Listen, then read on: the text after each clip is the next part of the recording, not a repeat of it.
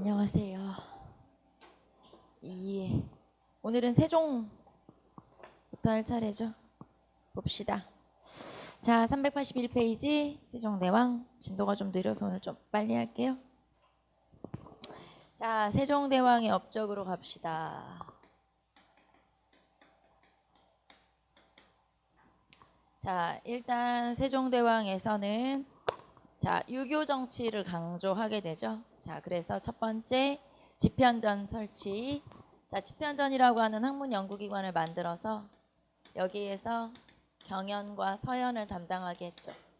경연이라고 하는 건 왕과 신하들이 같이 공부하고 토론하는 거를 경연이라고 하고요. 서연이라고 하는 건 세자가 신하들과 같이 공부하는 거. 이거는 왕이 공부하는 거. 그래서 경연이 하루에도 몇 번씩 있어요. 뭐 아침 경연, 낮 경연, 그다음에 뭐 야간 경영 이런 식으로 경연이 여러 차례 있어서 왕이 공부를 하도록 하는 거를 얘기하는 거고. 자, 그다음에 집현전에서는 뭐 제가 말 안 해도 훈민정음 창제 했겠죠? 자, 그다음에 여기서는 의정부 서사제를 실시하게 되죠. 의정부 서사제.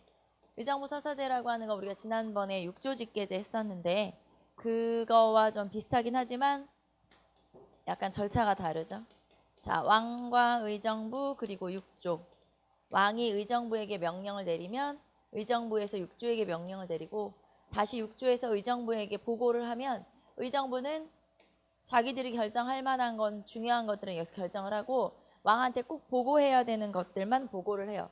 그러다 보니까 의정부의 역할이 커지게 되죠. 그래서 의정부의 역할이 커지는 걸 우리가 의정부 서사제라고 하고, 앞에서 육조가 강조되는 건 육조직계제라고 하면서 왕권이 세졌는데 여기서는 의정부 서사제가 실시되면서 왕권과 신권의 조화를 이루게 되죠. 왕권과 신권의 조화. 자, 육조를 강조하면 왕권이 강화되는 거고요. 그 다음에 의정부를 강조하게 되면, 자, 육조를 강조하게 되면 육조직계제라고 하는 게 실시되죠.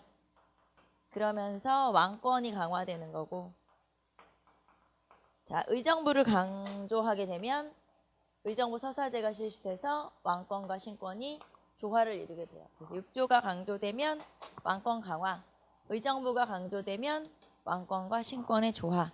요거를 좀 체크해 놓으시면 되겠죠. 오른쪽에 보시면은 의정부 서사제라고 해서 그걸 구조를 좀 표로 만들어 놨어요. 한번 보시고. 자, 중요한 일은 왕이 담당하고 나머지는 신하들한테 맡기는 거기 때문에 왕권과 신권의 조화라고 표현하죠. 한 장 넘기시면 사료탐구의 의정부 서사제 나와 있어요. 체크 한번 해보시고. 자, 그 다음에 왕도 정치를 강조하고 유교 정치를 강조했죠. 자, 그 다음 민생 안정책으로 한번 가보도록 합시다. 자, 공법이라고 하는 걸 실시했어요. 이거는 경제 파트에서 어차피 여러분하고 더 자세하게 배우게 될 건데, 연분 구등법, 그 다음에 전분 육등법이라고 해서 세금 내는 제도를 조금 더 객관적으로 만들었어요. 그런 걸 공법이라고 하죠. 자, 그 다음에 형벌에 대해서도 개선을 하게 되죠. 형벌에 대한 개선. 그래서 사형수에 대한 삼심제를 실시하기도 하고요. 금부상복제, 그리고 노비에 대한 주인의 사적 사형을 금지하기도 하죠. 노비가 내 재산이라고 해서 내가 함부로 죽일 수는 없다. 사람이기 때문에. 그래서 금부상복법, 그 다음에 노비에 대한 사적 사형을 금지하기도 하죠. 자, 그 다음에 대외관계에 있어서도 여러 가지 업적이 많은 왕이 바로 세종대왕이죠. 자, 특히 일본과의 관계에서는 쓰시마 섬을 토벌하기도 하고요. 이때까지 왜구가 출몰하고 있었기 때문에 쓰시마 섬을 토벌했고, 그 다음에 일본이 우리나라에게 제한된 무역 허용을 요구하게 되자 삼포를 개항하게 되고요. 삼포라고 하는 건 항구 3개, 부산포, 연포, 제포를 말해요. 뒤에 다시 나올 거예요. 대외관계 할 때. 자, 그리고 개해약조라고 하는 게 체결돼서 제한된 무역을 허용하기도 하죠. 그래서 일본과의 관계, 그 다음에 여진과의 관계. 자, 여진과의 관계에서는 사군과 육진을 설치하게 되죠. 사군과 육진이라고 해서 여진을 쫓아내고 영토를 넓히게 돼요. 그래서 영토 확장까지 알 수가 있죠. 자, 그 다음에 당연히 우리가 세종대왕 하면 떠오르는 게 여러 가지 과학기구. 여러 가지 기구의 발명이죠. 과학기구의 발명. 자, 그래서 예를 들면 치구기, 그 다음에 뭐 앙보일구, 자경루 이런 게 되겠죠. 그래서 이런 것들. 자, 뿐만 아니라 달력도 새로 만들어요. 그래서 그거를 칠정산 내외편이라고 하는데 우리나라 서울을 기준으로 하는 달력, 역법이죠. 서울을 기준으로 하는 역법을 만들기도 하죠. 자, 그래서 달력도 있고 그 다음에 훈민정음이니까 우리나라 글도 있죠. 이 당시에 우리나라 글이나 그 다음에 자기 나라 달력을 가지고 있는 나라가 생각보다 많지 않아요. 그런데 이런 것들이 마련이 돼 있었다는 건 그 당시에 우리나라의 문화적 또는 기술적 수준이 굉장히 높구나라는 걸 알 수가 있죠. 자, 그 다음에 편찬사업 나와 있죠. 그래서 여기 편찬사업들 보시면 용비어천강, 어린천강지구, 그 다음에 삼강행실도, 농사직설, 칠정산 아까 우리 살펴봤던 그래서 좀 많이 나오는 것들은 삼강행실도하고 농사직설과 칠정산 이런 책들의 서문을 제시하고 이 책이 편찬됐을 당시의 왕의 업적이 뭐냐 이런 식으로 세종대왕을 물어보는 경우가 있죠. 자, 그 다음에 유능한 인재 우대라고 했는데 우리가 과학기술에 발명하면 떠오르는 인물이 있죠. 장영실, 그렇죠? 장영실은 노비 출신으로 알려져 있죠. 정확한 생물 연도는 알 수가 없지만 이제 노비 출신으로 알려져 있고요. 이 사람을 등용해서 이 사람에게 벼슬을 줬다는 건 이런 걸 우리가 유해잡직이라고 하거든요. 그래서 노비라든가 상인이라든가 원래는 벼슬을 할 수 없는 사람들한테 이렇게 쉽게 말하면 특진제도 같이 이렇게 벼슬을 줬다. 이런 걸 유해잡직이라고 하고 유능한 인재를 등용할 줄 알았구나 라는 거. 자, 그래서 세종대왕 때의 업적 한번 살펴보시고 세종대왕 같은 경우는 이거 말고도 뒤에 가면 업적이 많이 나올 거예요. 세종대왕의 업적은 시험에 잘 나오는 편이기 때문에 체크를 좀 잘 해두시면 되죠. 그러니까 경제, 사회, 문화 어느 파트에 나오든 세종대왕의 업적은 꼭 체크를 해두세요. 여기 지금 안 나온 것들도 뒤에 나올 게 많거든요. 그런 것들은 좀 체크를 해야 된다. 자, 그 다음에 등장하는 왕이 자, 여러분 책에는 바로 세조로 이어지지만 사실은 문종, 그 다음에 단종 이렇게 이어지게 되죠. 자, 세종대왕의 첫 번째 아들이 문종이에요. 그런데 세종대왕 재위 시기에 사실 절반 정도 세종대왕의 재위 시기의 절반 정도는 거의 문종과 같이 정치를 했다고 보시면 돼요. 대리청정하는 기간도 있었거든요. 대리청정이라고 하는 건 아예 정치를 맡기는 거예요. 자기 아들이나 세자죠. 웬만하면 세자한테 정치를 맡기기도 했었기 때문에 이 문종도 굉장히 과로에 시달리게 돼요. 그래서 문종은 사실 왕이 된 지 얼마 안 돼서 2년 남짓 정도 만에 죽게 되고 그 다음에 어린 나이에 단종이 왕이 되죠. 보통 이렇게 어린 왕이 즉위를 하게 되면 그 왕실의 할머니, 어른들이 보통 정치를 도와주게 되죠. 발을 쳐놓고 뒤에서 정치를 하는 수렴청정을 하게 되는데 단종 같은 경우는 그것도 여의치가 않았어요. 왕실의 어른들도 별로 없고 할머니들도 없었던 거죠. 그래서 결국에는 단종 때는 재상 중심의 정치를 하게 돼요. 그래서 재상 중심의 정치가 이루어지는데 이때 정치를 이끌었던 사람이 누구냐면 김종서, 황보인 이런 사람들 중심으로 정치가 이루어지게 되죠. 자, 그러자 이거에 대한 불만을 가지고 사건을 일으킨 사람이 지금 우리가 하게 될 세조. 자, 세조는 이런 재상들 중심의 정치에 불만을 가지고 이런 재상들을 제거하죠. 그래서 자기 편인지 아닌지를 딱 결정을 하게 되죠. 그런 걸 계유정난. 이 사건을 계유정난이라고 하고 이 계유정난을 통해서 굉장히 많은 사람들을 제거하죠. 특히 이제 이런 재상들을 제거하게 되고 자기 세력을 딱 장악을 하게 되죠. 정권을 장악을 하게 되죠. 자, 그리고 세조를 도와서 이렇게 계유정난을 이끌어낸 사람 우리가 이름 한 명만 기억해 봅시다. 누구냐면 한명회라고 하는 사람이 있어요. 한명회 하면 세조의 책사라고 볼 수 있죠. 그래서 나중에 굉장히 높은 자리까지 오르게 되는 사람이기도 하고 그 다음에 나중에 뒤에 나오게 될 성종의 장인어른이기도 하고요. 그래서 한명이라고 하는 사람이 이 뒤에까지도 정치를 이끌어 나가게 되는데 어쨌든 계유정난을 주도했던 세조의 책사 중에 한 명이기도 하죠. 자, 계유정난을 통해서 세조는 정권을 차지하고 나서 그리고 얼마 뒤에 단종을 제거하게 되죠. 특히 단종을 제거하게 된 계기는 단종 복위 운동이 일어나요. 그러니까 계유정난으로 정권을 차지하고 그 다음에 왕위를 이어받게 되죠. 자기 조카한테 이제 왕위를 거의 뺐다시피 하는데 처음부터 죽인 건 아니고 이 단종을 귀양을 보내요. 그랬다가 이 단종 복위 운동이 일어나게 되자 단종 복위 운동은 주로 집현전의 학사들을 중심으로 단종 복위 운동이 일어나게 돼요. 그래서 이때 요 단종 복위 운동을 일으킨 집현전 학사들을 제거하게 되면서 이때 등장한 게 이제 여러분이 알고 있는 사육신, 그 다음에 생육신 이런 사람들이 등장을 하게 되죠. 사육신이라는 건 죽은 6명의 신하를 얘기하게 되죠. 하위지, 박백년, 유응부 이런 사람들. 그 다음에 생육신, 살아남은 6명의 신하가 있어요. 그래서 이 살아남은 6명의 신하 중에 한 명이 이 사육신들의 유해를 모아서 노량진에 가면 사육신 묘가 있죠. 거기다가 묘를 썼다는 얘기가 있어요. 자, 어쨌든 단종 복위 운동을 전개를 하다가 이제 죽은 신하들도 있고 살아남은 신하들도 있는데 이렇게 단종 복위 운동을 계기로 해서 결국에는 단종마저도 죽이게 돼요. 그래서 단종을 죽이고 이제 단종이야말로 언제든지도 어떤 위협이 될 수 있으니까 세조 입장에서는 단종을 죽이게 되죠. 여기에서는 여러분이 계유정난 정도 기억하시면 되겠죠. 자, 그러면 세조의 정치를 한번 가봅시다. 세조는 이렇게 무력을 통해서 정권을 차지한 사람들은 정통성이 부족하기 때문에 항상 왕권 강화를 위해서 철저한 노력을 하게 돼요. 그래서 가장 대표적으로 다시 육조 직계제가 부활되죠. 그래서 육조 직계제를 실시했던 왕은 2명이 되는 거죠. 하나는 태종, 하나는 세조. 그래서 사료를 보시면 태종과 세조를 구분하는 문제가 가끔 나오는데 그러면 어떻게 구분해야 되냐? 여러분이 사료를 읽어보시면 다 구별하게 돼 있어요. 걱정할 필요는 없다. 자, 어쨌든 육조 직계제를 실시하게 되죠. 육조 직계제를 실시한다는 건 육조에 대해서 왕이 직접 간섭을 하겠다는 얘기니까 결국에는 왕권 강화.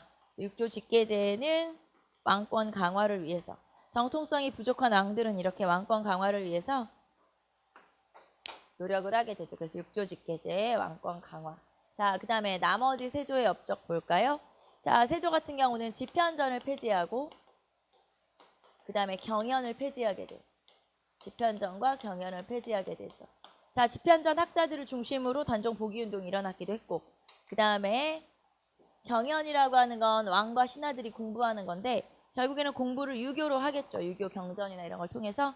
그러면 유교 경전이라고 하는 건 명분을 강조하고 그 다음에 도덕을 강조할 텐데 결국에는 이런 거에 가장 핸디캡이 있는 사람이 바로 세조니까 결국에는 집현전과 경연을 모두 폐지해버리게 되죠. 자, 그래서 집현전과 경연 폐지. 자, 그리고 나머지 볼까요? 경국대전의 편찬을 착수하게 된다. 자, 경국대전이라고 해서 법전이에요. 지금으로 하면 헌법의 편찬을 시작하게 된 거죠. 헌법의 편찬을 시작하였다. 착수. 그래서 결국에는 경국대전이 완성된 건 성종 때 완성이 됐지만 어쨌든 여기에서 편찬을 시작하게 되고요. 자, 그 다음에 이 경국대전은 육전 체제로 이루어져 있어요. 육전, 그러니까 이전, 호전, 예전, 병전 이런 식으로 육전 체제, 육조처럼 육전 체제로 이루어져 있는데 이 육전 중에서 2개는 이미 세조 때 완성이 돼요. 그게 호전과 형전이에요. 호전과 형전은 이미 완성. 호전과 형전은 이미 완성되죠. 호는 재정에 관한 거고 형은 형벌이니까 사실 가장 필요한 거죠. 나라를 운영하는데 가장 필요한 거. 그래서 이 2가지는 이미 완성이 되고 그 다음에 점점 편찬을 더해서 6개가 다 완성돼서 아예 세트로 딱 마무리가 된 건 성종 때죠. 그래서 2개는 이미 완성이 됐었다는 거 알 수가 있죠. 자, 그 다음에 경제에서는 직전법 시행 나와 있는데 이거는 뒤에 어차피 다시 여러분하고 할 거니까 직전법을 시행했다. 직전법이라는 건 현직 관료한테만 토지를 나눠주는 거예요.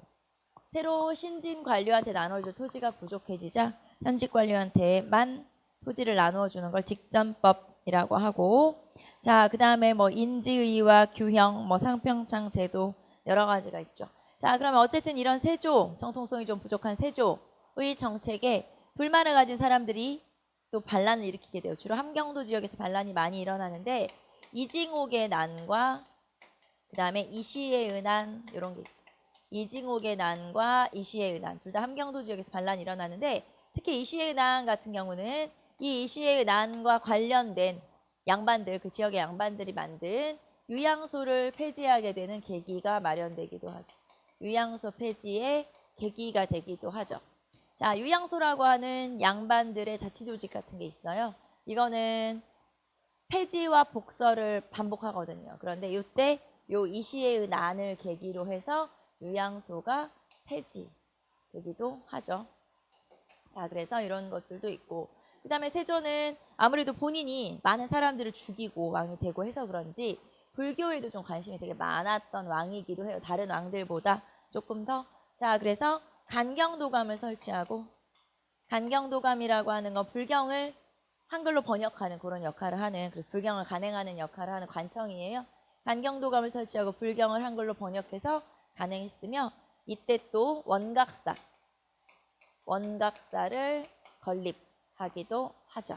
그래서 이런 업적도 있는 왕이 바로 세조. 그리고 세조는 또 군사적인 거에 관심이 되게 많아서 병권, 군권 이런 거에 관련된 업적들이 되게 많아요. 자, 예를 들면 오위, 중앙군이 조선 전기의 오위였었거든요. 중앙군, 그 다음에 진관체제, 그 다음에 군대를 운영하는 운영체제 중에 보법이라고 하는 게 있어요. 그래서 이런 것들을 마련했던 게 전부 다 세조. 그러니까 이건 다 군사와 관련된 것들이거든요. 그래서 이런 군사 문제에도 굉장히 관심이 많았었고, 자, 이거와 관련돼서 팔방통보 또는 유엽전이라고 해서 화폐를 만들었는데 그 화폐가 약간 이렇게 화살촉 모양으로 생겼어요.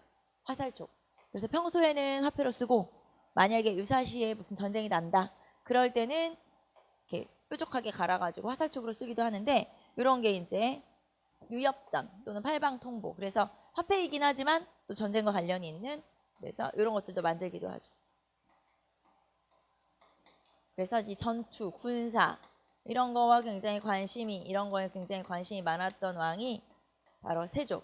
세조의 업적은 이런 것들이 있죠. 특히 세조에서는 여러분이 경국대전 편찬을 시작했다는 것도 좀 알아두시고요. 그 다음에 집현전과 경연을 폐지했죠. 그리고 이시의 난으로 유양소가 폐지됐다는 거, 이런 것들 체크를 좀 하시면 되겠죠.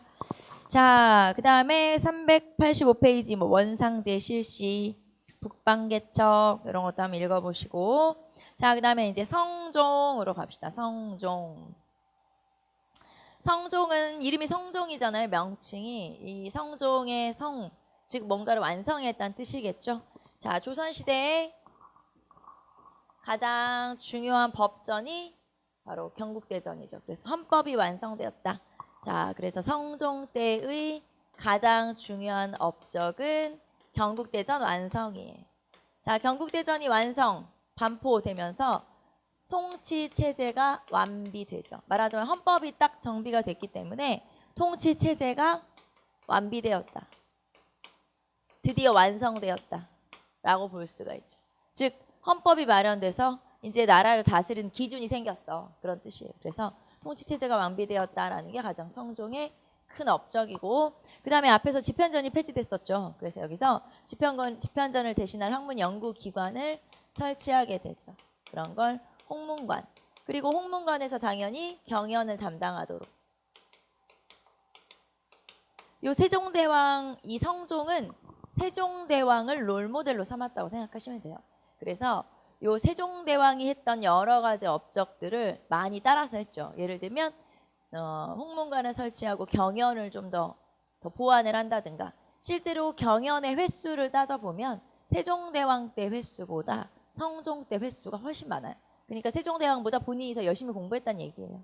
아침 저녁으로 열심히 공부했던 왕이 바로 성종이에요. 그래서 성종이 오히려 세종대왕보다 더 공부는 열심히 했죠. 여러 가지 세종대왕의 업적을 따라가려고 노력을 많이 했던 왕이 바로 이 성종이라고 하는 왕이죠. 홍문관은 굉장히 중요한 관청이다. 자, 왕의 자문을 담당하기도 하고, 그 다음에 또 왕실의 어떤 도서를 관리하기도 하고, 그래서 얘는 굉장히 중요하기 때문에 옥당이라고 불리기도 해요. 옥처럼 중요하다, 이런 뜻이겠죠. 자, 그래서 홍문관, 옥당을 설치하기도 하죠. 자, 그 다음에 유교정치 이념 강화라고 했죠. 자, 여기에서는 사림이라고 하는 새로운 정치 세력이 등장을 하게 돼요.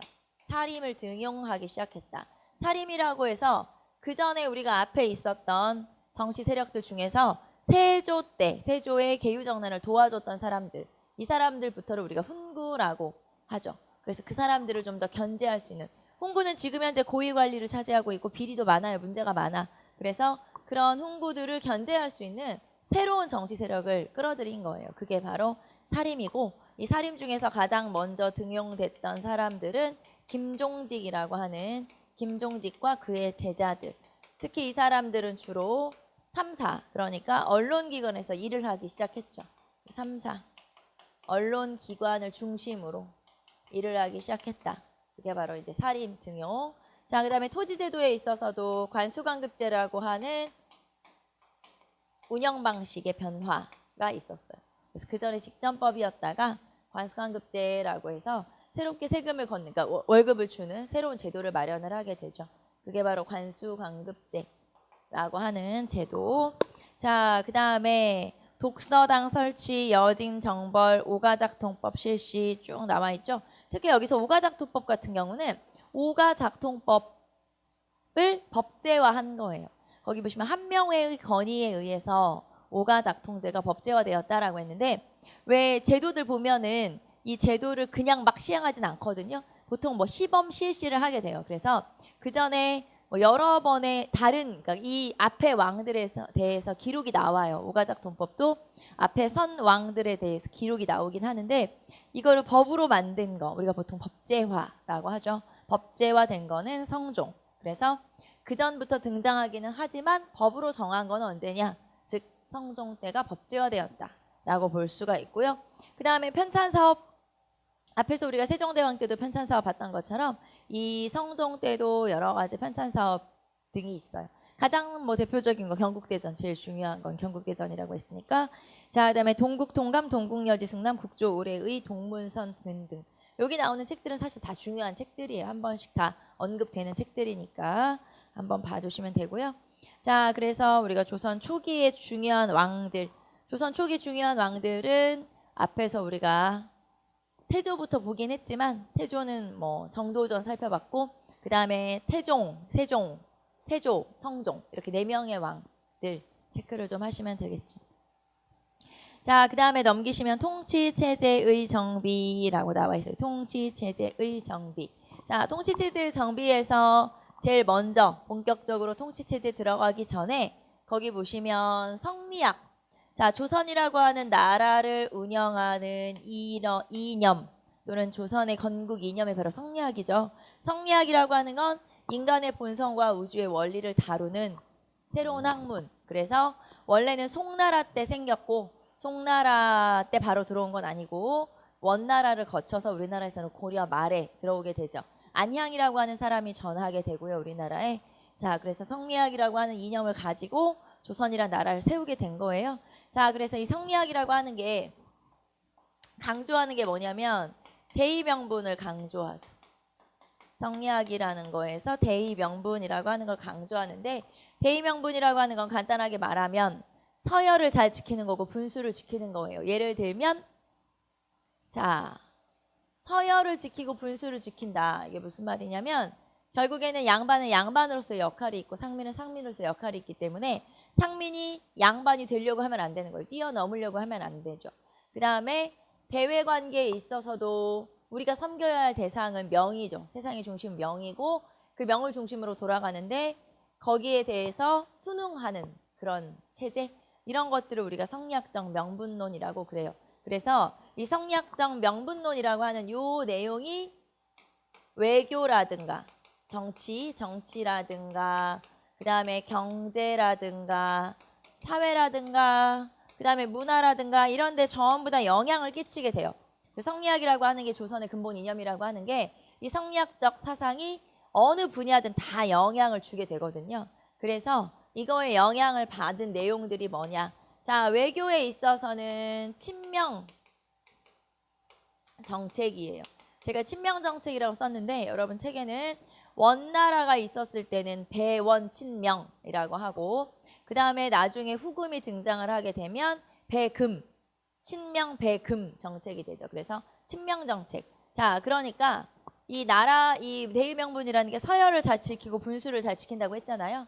자, 세상의 중심은 중국이에요. 세상의 중심은 중국이고 이 중국의 주변에 있는 나라들을 중국에서는 특히 성리학에서는 오랑캐로 봐요.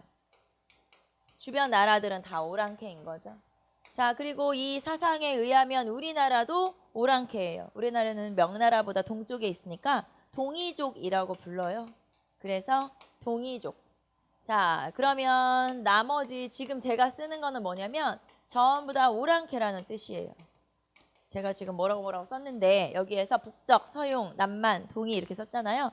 여기에서 이 동서남북 글자 빼고 적, 융, 이, 만 뭐 이런 글자들이 전부 다 오랑캐라는 뜻이고 오랑캐라고 하는 건 지금으로 만약에 번역을 한다 그러면 뭐 야만인, 미개인 약간 이 정도의 개념이라고 보시면 돼요. 그래서 세상의 중심이고 문명이는 중국이고 여기서 중국이라고 하는 건 중국 한족을 얘기하는 거니까 이 당시에는 명나라를 얘기하는 거예요. 명나라. 그리고 그 다음에 나머지 오랑캐들이 있어요. 그런데 이 오랑캐 중에서도 동이족, 조선이죠, 조선. 조선 같은 경우는 이 명나라가 조금 더 대우를 해주던 그런 나라였어요. 말하자면 나머지 오랑캐들 중에서도 뭐랄까요? 조금 더 괜찮은 오랑캐? 말하자면 좀 격이 있는 오랑캐?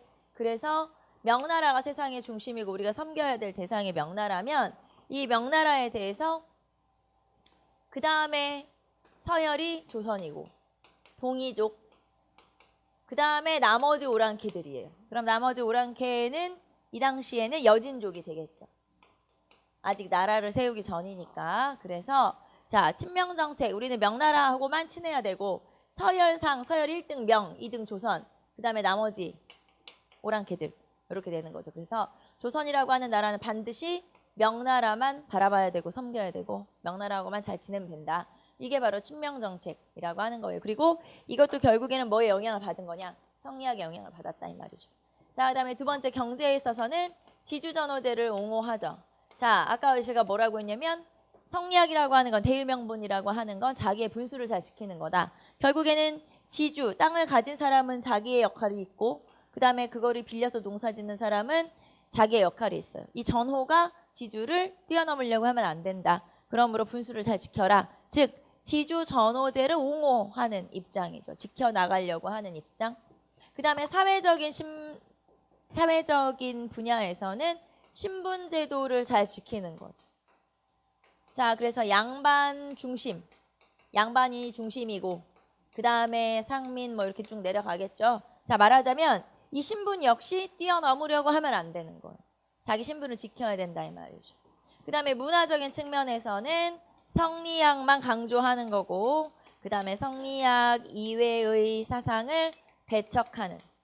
자, 이게 전부 다 다른 것 같이 보여도 결국에는 뭐의 영향을 전부 다 받은 거냐면 성리학의 영향을 받은 거예요. 신분제를 옹호하는 거, 지주전호제를 옹호하는 거, 그 다음에 성리학 말고 다른 사상을 배척하는 게 전부 다 성리학적 명분론의 영향을 받았다 그렇게 볼 수가 있죠.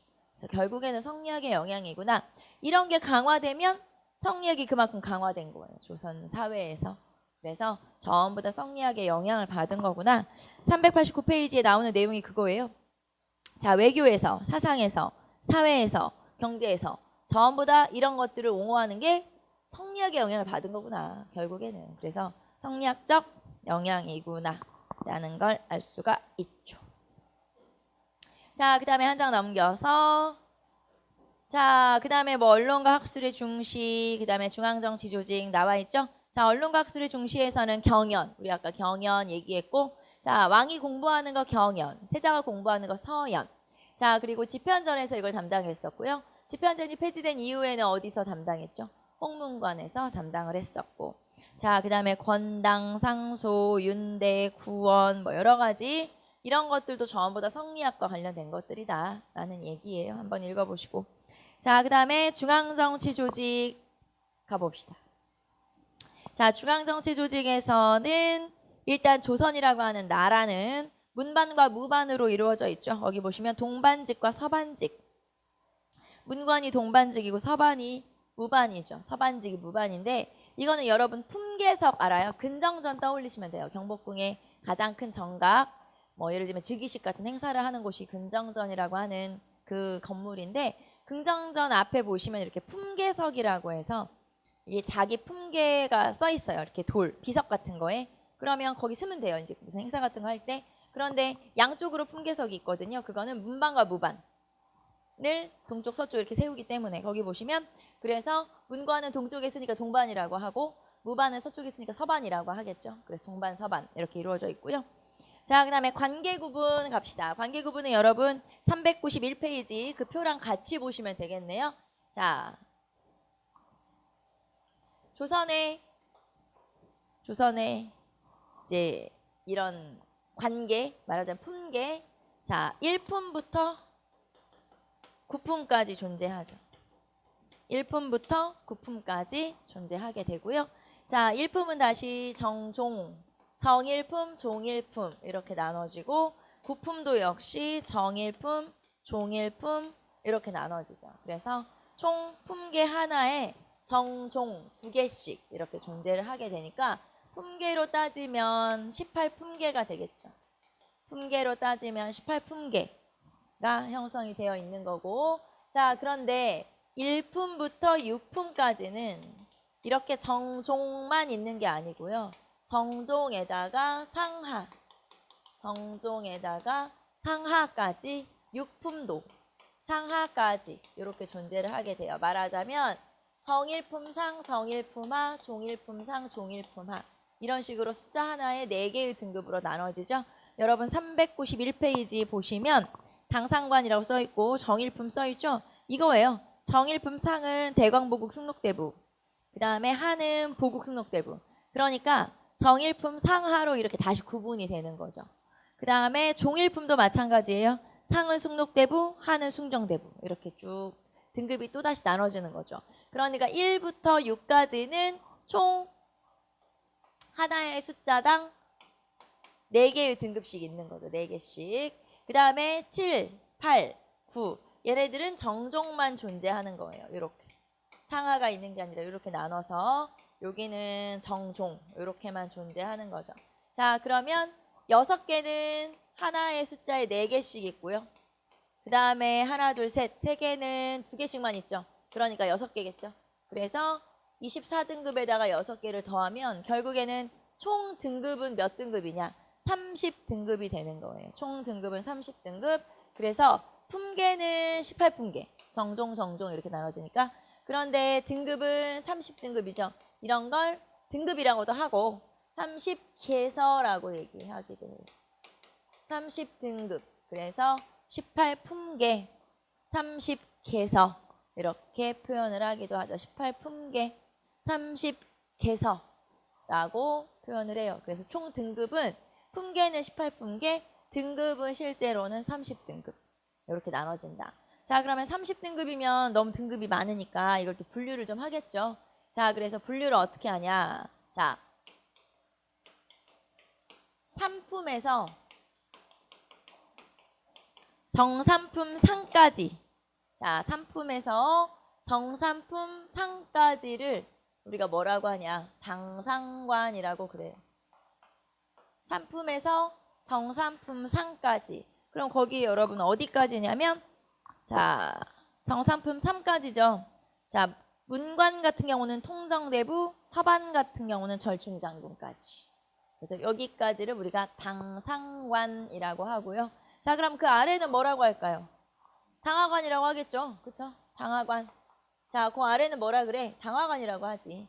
그래서 자, 그 아래쪽은 당하관이라고 하고 이 당하관은 다시 또 구분을 하죠. 어떻게 구분하냐면 6품까지. 그러니까 종육품 하까지를 얘기하겠죠.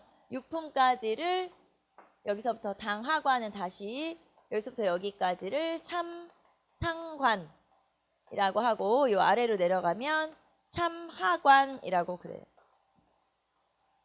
자, 그래서 여기서 기준이 되는 건 종육품 하를 기준으로 하죠. 자, 당상 당하의 기준은 3품, 그 다음에 참상 참하의 기준은 6품 이렇게 되겠죠.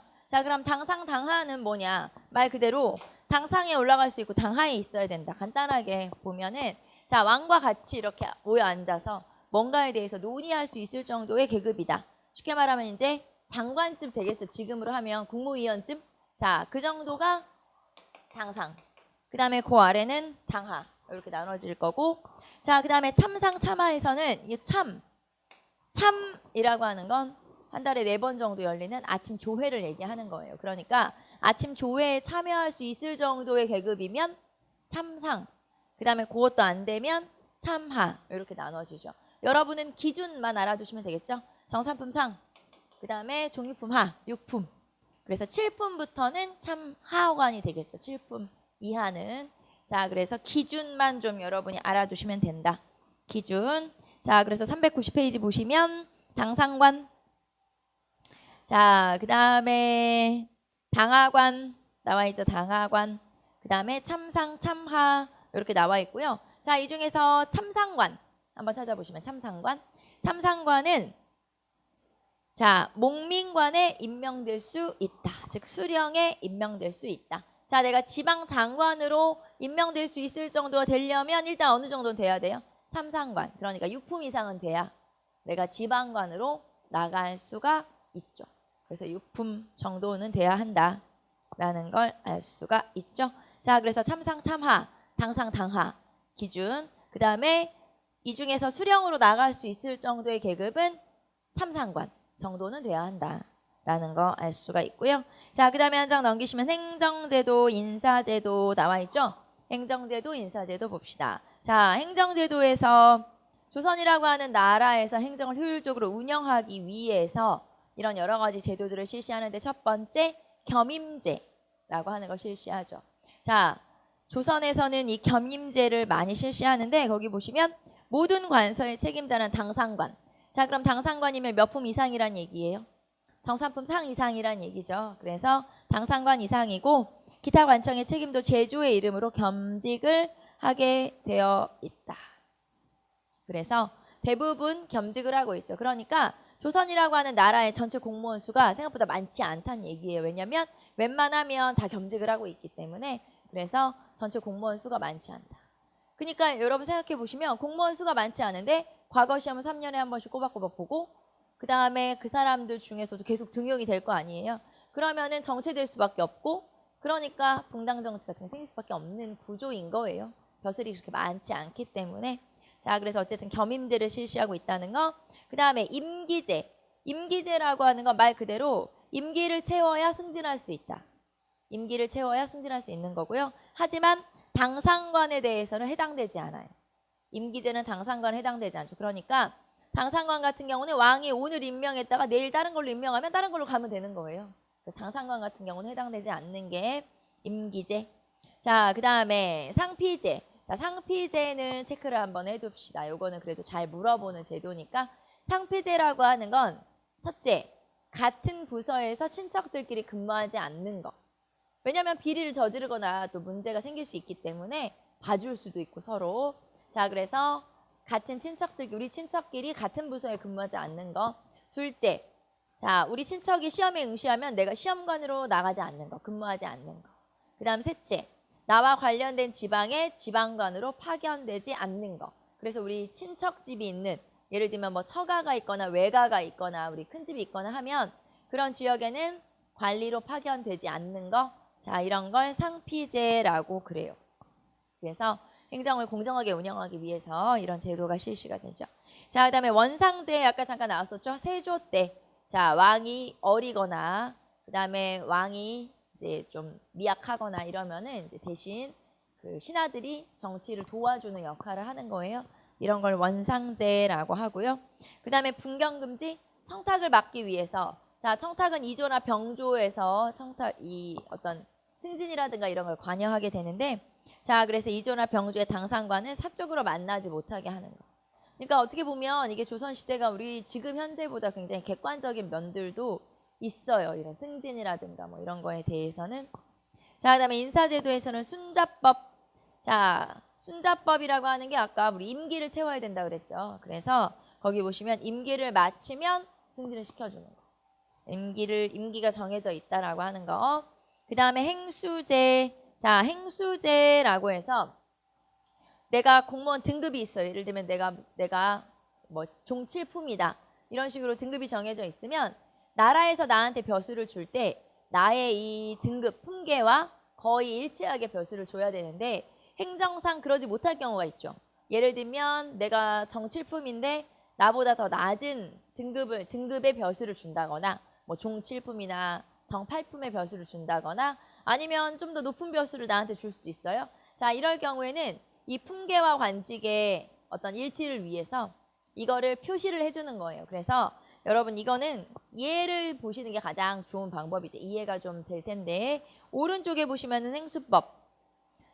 자, 봅시다. 예를 들어 여기 행수법 오른쪽에 예를 들어 자, 종 1품 숭정대부를 정 2품 이조판서에 임명할 때 숭정대부 행 이조판서라고 한다. 자, 행이라는 이름을 붙여주죠. 앞에다가 벼슬의 이름에다가 행이라고 하는 걸 붙여주면 아, 이 사람은 자기보다 낮은 직급의 지금 벼슬을 하고 있구나라는 걸 알 수 있는 거예요. 반대로 자기보다 높은 벼슬을 받게 됐을 때는 수를 붙여주는 거죠. 그래서 수 이조판서 이런 식으로 하면 아, 이 사람은 품계가 좀 낮은데 좀 높은 벼슬을 받았구나. 이런 식으로 품계와 관직의 일치를 위해서 이런 걸 표시를 해주는 거예요. 이런 걸 우리가 행수제라고 하죠. 한번 읽어보시고 자, 그 다음에 고신이라고 하는 건 임명장을 얘기하는데 자, 4품 이상의 관리는 교지를 받고요. 5품 이하는 교첩을 받는데 두 개의 차이점은 뭐냐? 가장 큰 차이점은 서경제도를 통과해야 되냐 말아야 되냐. 우리가 아직 서경제도를 안 배웠는데 고려시대 서경이랑 비슷하다고 생각하시면 돼요. 서경이라고 하는 게 신하들이 동의를 해야 된다. 그래서 교지라고 하는 건 4품 이상, 즉 서경을 통과하지 않아도 되고 그 다음에 교첩이라고 하는 건 5품 이하. 이 사람들은 서경을 통과해야 되고 그래서 여기서는 서경을 통과하냐 안 하냐의 차이점 교지와 교첩 이렇게 나눠줄 수가 있고요. 그 다음에 4번에 곡과 포편. 자, 왜 우리가 자기 상사가 지금 현대도 마찬가지로 자기 상사가 자기 부하 직원의 곡과 점수를 매기잖아요. 그리고 그거에 따라서 승진을 시키든 아니면 자르든 뭐 그런 걸 결정을 하게 되죠. 그런 걸 곡과와 포편이라고 그래요. 그래서 마찬가지로 예를 들면 관찰사들이 수령의 곡과 점수를 매겨서 뭐 승진을 시키는 데 활용을 한다든가 이런 식으로 하는 걸 곡과 또는 포편이라고 하죠. 자, 그다음에 한품서용이라고 하는 건 승진할 수 있는 한계가 정해져 있다는 거예요. 자, 신분에 따라서 승진할 수 있는 한계가 정해져 있다. 그러니까 내가 만약에 중인인데 나는 그러면 1품까지 올라갈 수 있냐? 그런 건 안 된다는 거죠. 그래서 올라갈 수 있는 예를 들면 내가 중인이거나 서얼이거나 뭔가 이렇게 제약이 있다. 그러면 이 사람이 올라갈 수 있는 등급이 정해져 있어요. 그런 걸 한품서용이라고 하죠.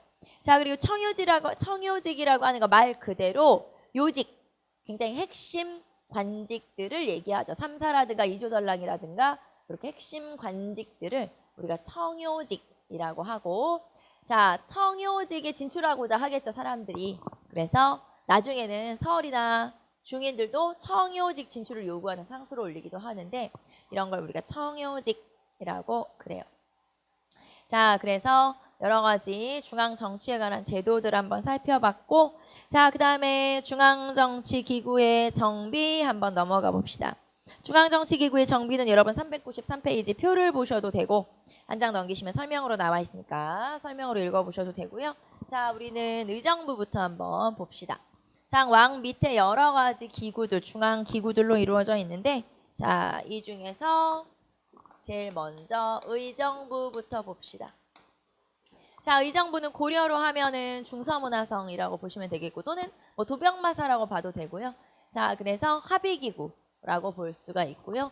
자, 의정부 같은 경우는 영의정, 좌의정, 우의정으로 이루어져 있죠. 그래서 가장 높은 벼슬은 영의정이고 국정을 총괄하는 역할을 하죠. 국정을 총괄하는 역할을 한다. 자, 그리고 삼정승의 합의기구고요. 이 의정부라고 하는 건 조선 독자적 기구예요. 다른 나라에는 없는, 조선에만 있는. 그래서 조선의 독자적 기구다라는 걸 알 수가 있죠.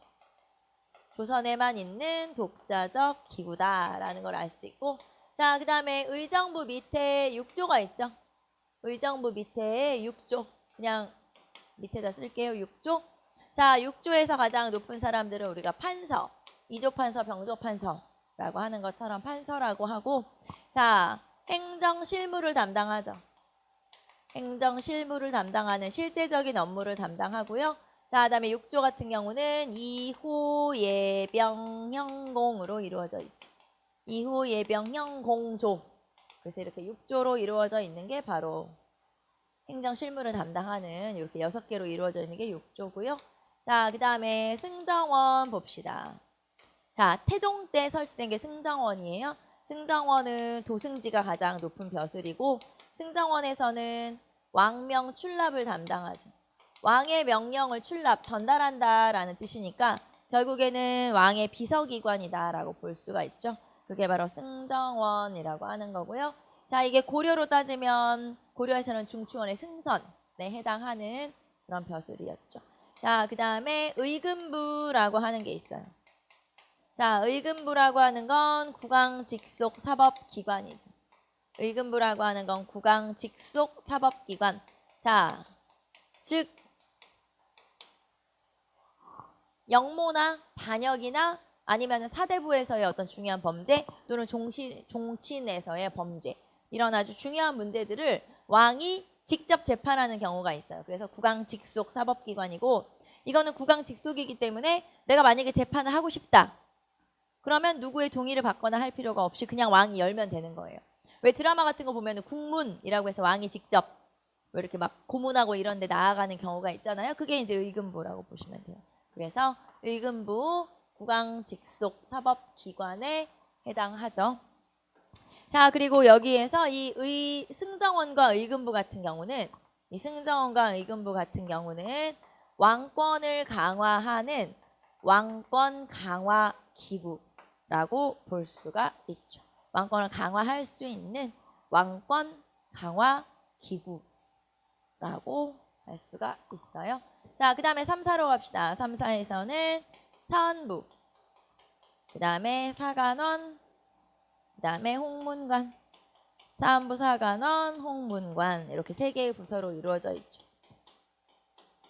자, 사헌부, 대사헌이 가장 높은 벼슬이고요. 사헌부 같은 경우는 관리감찰기구. 자, 어느 나라든지 간에 관리감찰기구는 좀 알아둘 필요가 있다. 그래서 관리감찰기구들을 좀 체크를 하면 되겠죠. 관리감찰기구는 우리가 앞에서 여러 기구들을 살펴봤었는데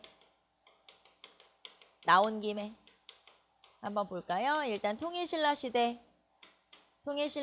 관리감찰기구가 뭐였나요? 사정부. 자, 그 다음에 외사정. 제가 가로치고 외사정 썼는데 사정부는 중앙관리감찰, 외사정은 지방관리감찰. 그래서 관리감찰기구가 있었고 자, 그 다음에 발해로 갑시다. 발해에서의 관리감찰기구 이름이 중정대라고 하는 관리감찰기구 있었고 자, 그 다음에 고려에서의 관리감찰기구 어사대 있었죠. 그 다음에 조선에서의 관리감찰기구는 사헌부. 그래서 역할이 똑같이 관리감찰기구 송일신라, 발해, 고려, 조선 이렇게 관리감찰기구들이 존재하게 되죠. 자, 그 다음에 사간원으로 갑시다. 사간원은 간언, 왕에게 건의한다라고 생각하시면 돼요. 그래서 주로 간언을 하는 기구가 사간원. 자, 그 다음에 홍문관은 자, 아까 성종 때 설치된 기구죠. 집현전 없애고 그래서 나중에 홍문관 설치가 되는데 여기에서는 국왕자문, 왕명대필, 그 다음에 뭐 서적관리 이런 것도 하고요. 그리고 경연을 담당한다. 경연과 서연을 담당하는 게 가장 또 중요한 업적이 되겠죠. 자, 그래서 사헌부, 사간원, 홍문관 이렇게. 자, 그 다음에 지금 사헌부, 사간원, 홍문관 이렇게 제가 썼잖아요. 요거는 설치된 순서대로. 사헌부는 초기부터 있었고 그 다음에 사간원이 생긴 건 태종 때 사간원 독립. 그 다음에 홍문관이 생긴 건 성종 때 홍문관이 생겼죠. 자, 그러니까 3, 4가 완성되려면 일단 어느 왕쯤 돼야? 성종 때쯤 돼야. 그렇죠. 성종 때쯤 돼야 3, 4가 완성될 수 있어요. 조선 초기에 3, 4가 완성되었다. 완비되었다라고 하면 틀린 거죠. 성종이라는 구체적인 왕이 나와야 이게 정답이구나 이렇게 맞는 설명이구나 볼 수 있죠. 자, 그래서 사헌부, 사간원, 홍문관 특히 우리는 요 3개를 3, 4라고 하죠. 3, 4. 이 3개를 3, 4라고 하고 특히 3, 4 같은 경우는 자, 여기는 왕권 강화기구였다면 이 3, 4 같은 경우는 왕의 권한을 견제할 수 있는 왕권 견제 기구라고 볼 수 있죠. 자, 여러분은 이걸 좀 알아두시면 되겠죠. 왕권 강화기구가 어떤 거냐, 왕권 견제기구가 어떤 거냐. 왕권 강화기구는 승정원, 의금부, 왕권 견제기구는 사헌부, 사관원, 홍문관 3, 4가 되겠고요. 자, 그 다음에 여기서 하나 더.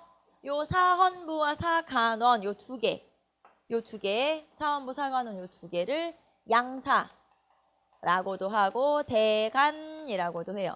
양사, 대간. 자, 사헌부, 사관원이잖아요. 여기서 사헌부는 대관이라고 하고 사관원은 간관이라고 그래요. 자, 사헌부의 관리를 대관이라고 하고 그 다음에 사관원의 관리를 간관이라고 그래요. 그래서 둘이 합치면 대간이 되는 거죠.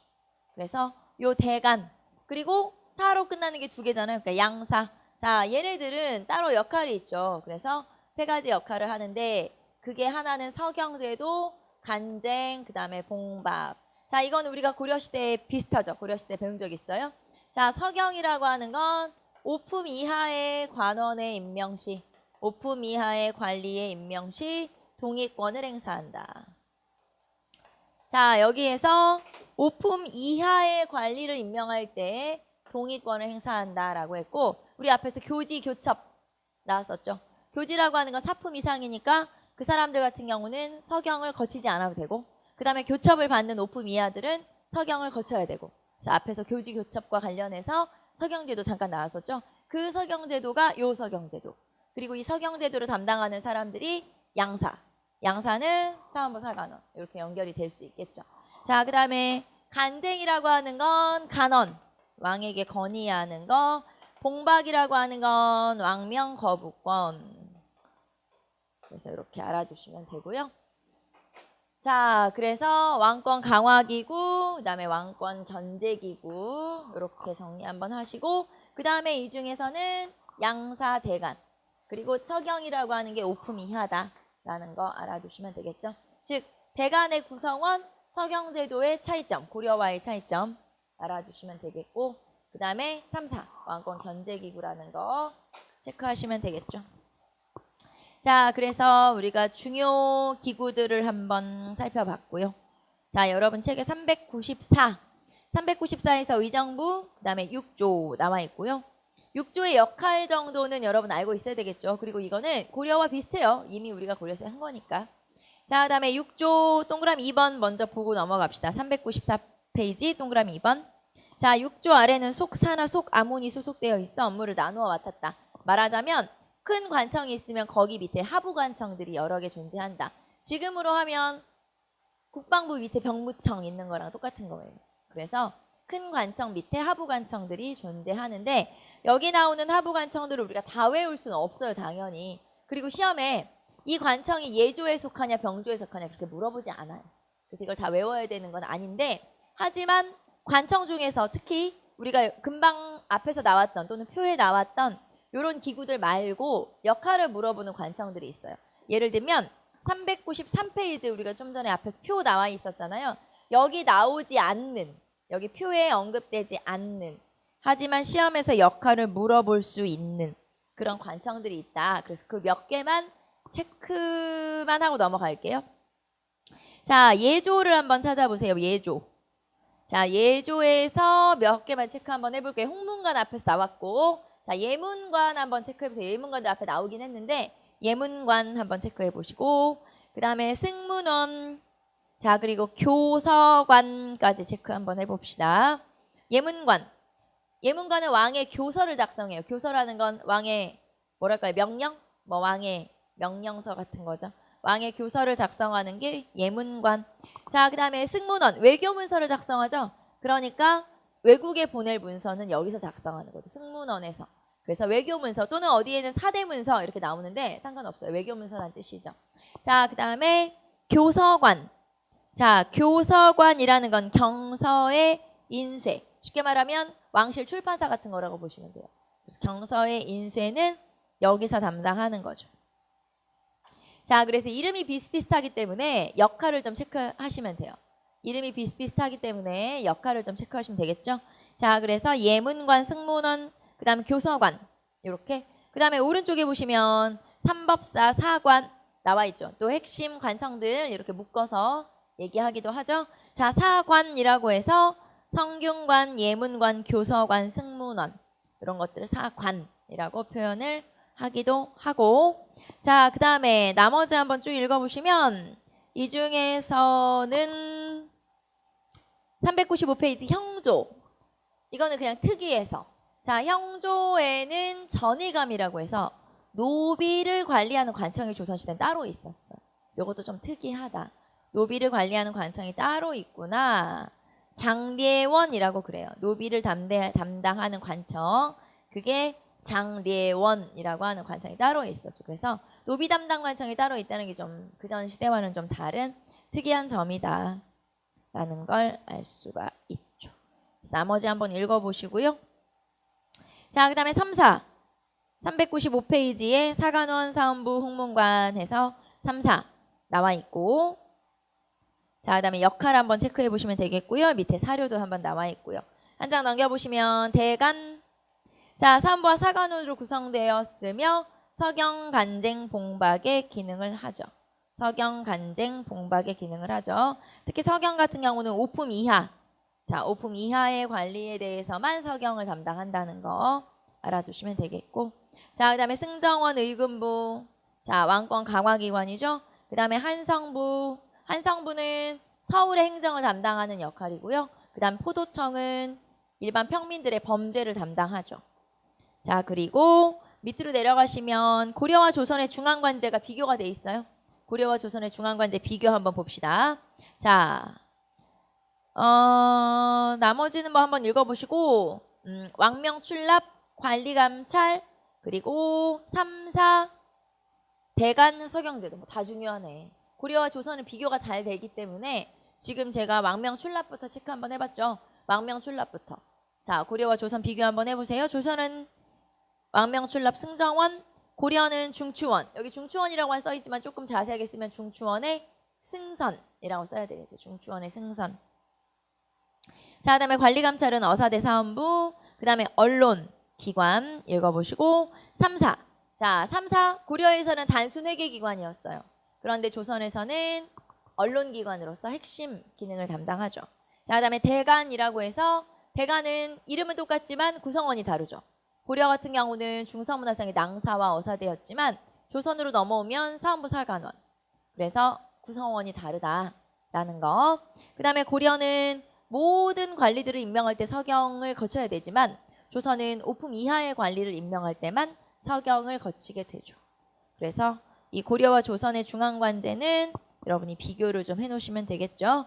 자, 그래서 여러분하고 중앙정치 조직까지 봤고요. 잠깐 쉬었다가 지방행정 조직 넘어가도록 합시다. 잠깐 쉴게요.